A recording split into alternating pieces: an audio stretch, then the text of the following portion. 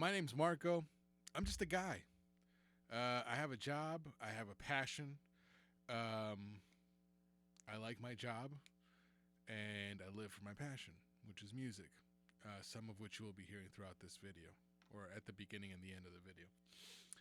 This is just, I'm calling it the pre-election rant. We're on the night before the 2024 elections between Kamala Harris and Donald Trump, and also including Dr. Cornel West, Jill Stein, and Claudia De La Cruz as third-party candidates who are working somewhat as a united front in some capacity.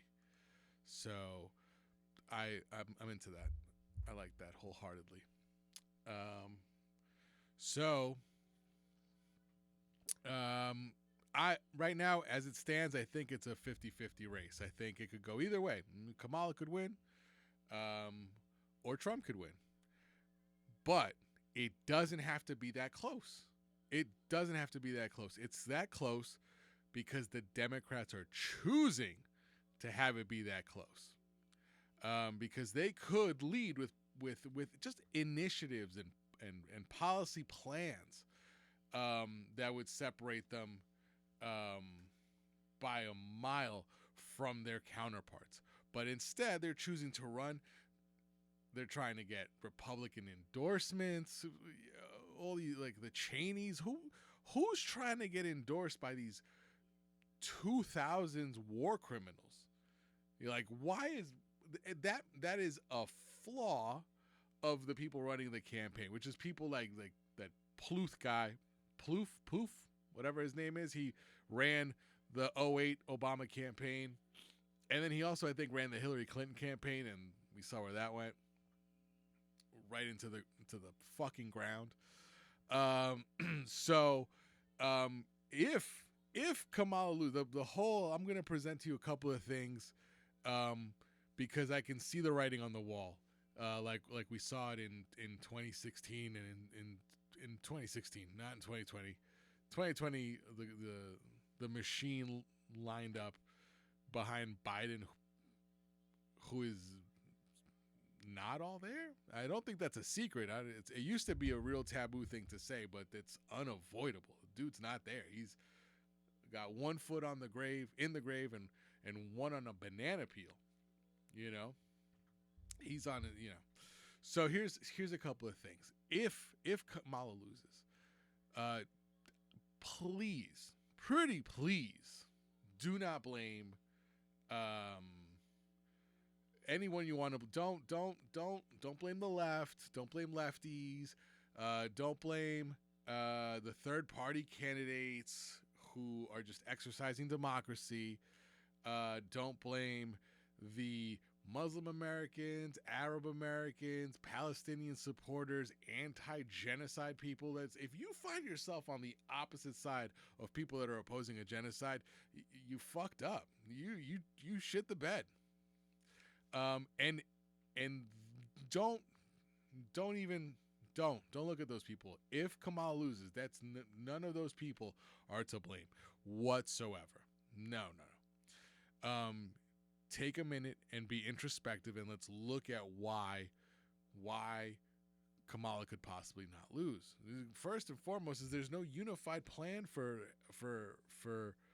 the average, working class American. We have a housing crisis, and she's offering, assistance, $20,000-$30,000 of assistance for first-time homeowners or home buyers. Again, that doesn't, you're ignoring a huge part of the population, people that aren't working jobs that allow them to save for down payments. It's just not a reality for a growing number of people. And how do we know this? Because the number of homes being bought by private equity is outpacing people who want to buy homes.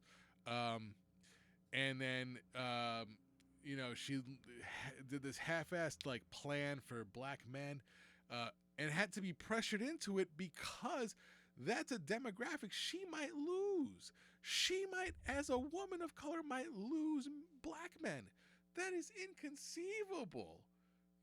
inconceivable that you don't have a plan to go, hey, you know what?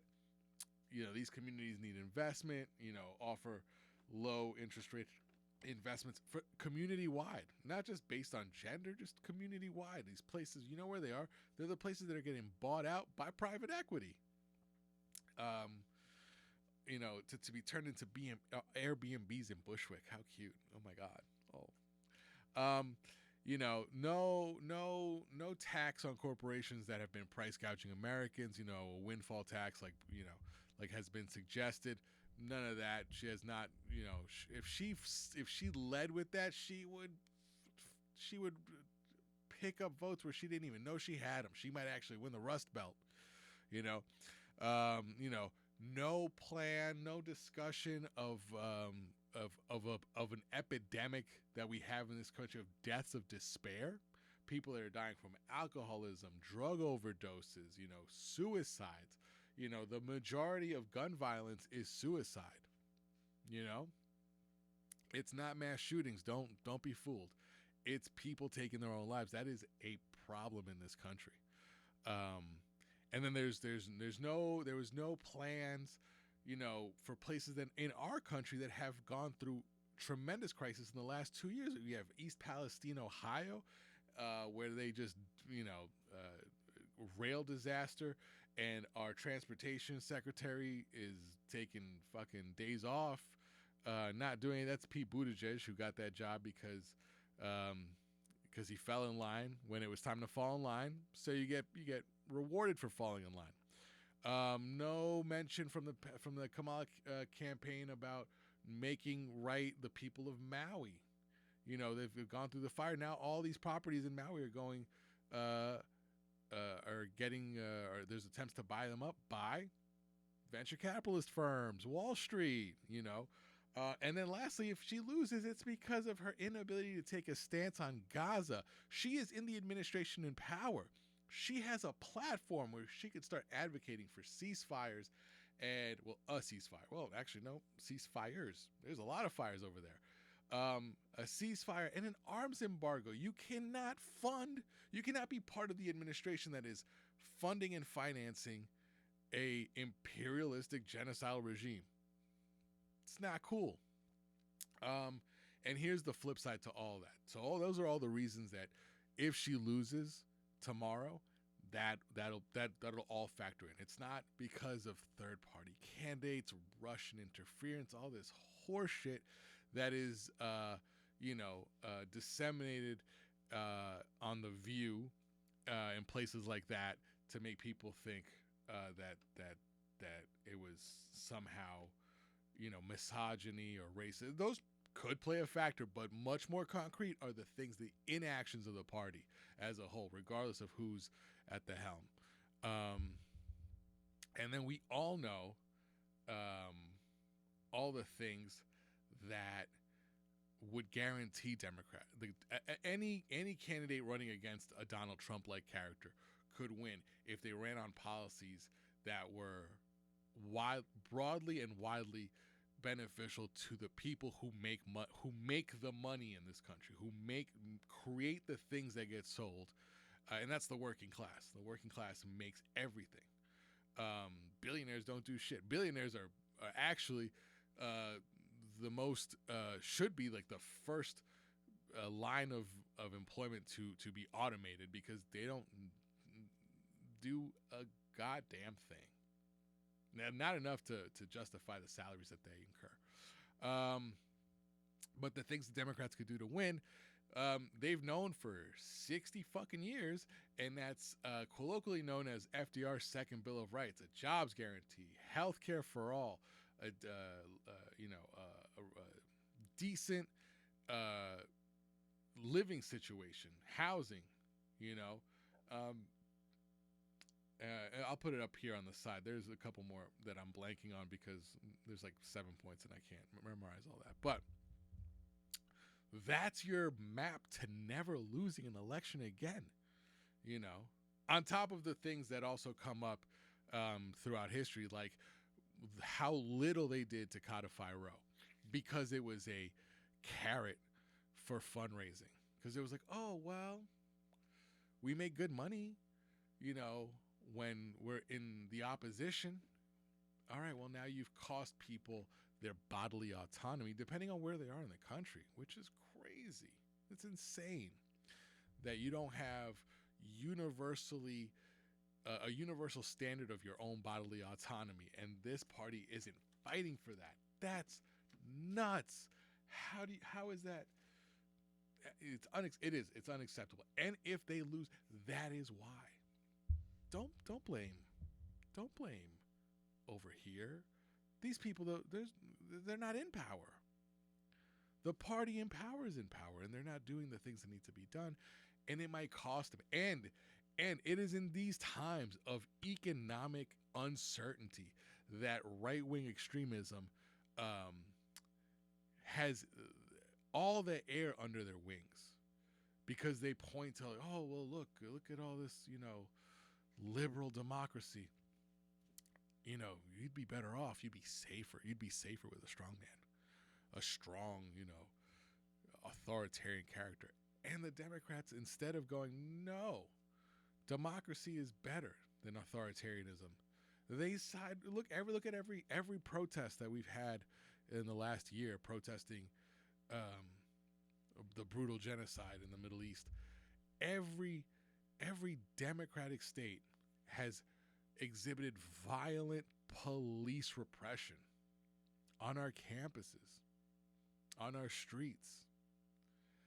That is why that party is going to lose, because they do not distinguish themselves enough in action from the opposition, who they are opposing. All right. That's my thoughts. I still think it could go either way.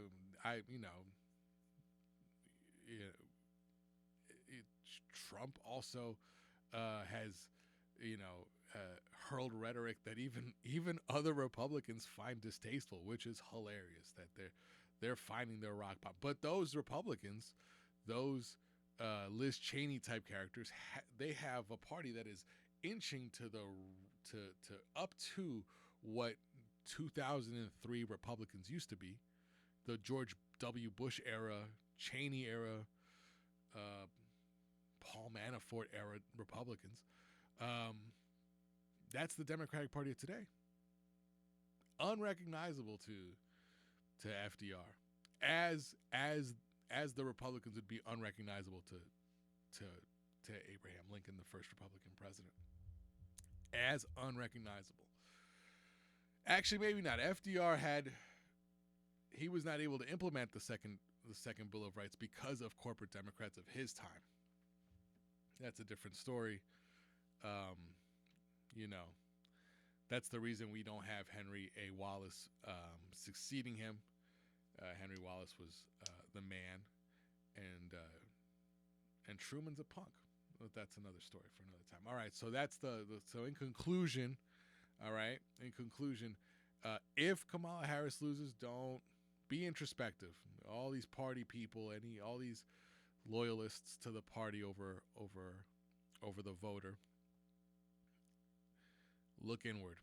But the third party, the Ralph Nader, or whoever you want to villainize, nowadays, whoever your Ralph Nader of today, whoever you want them to be, save it.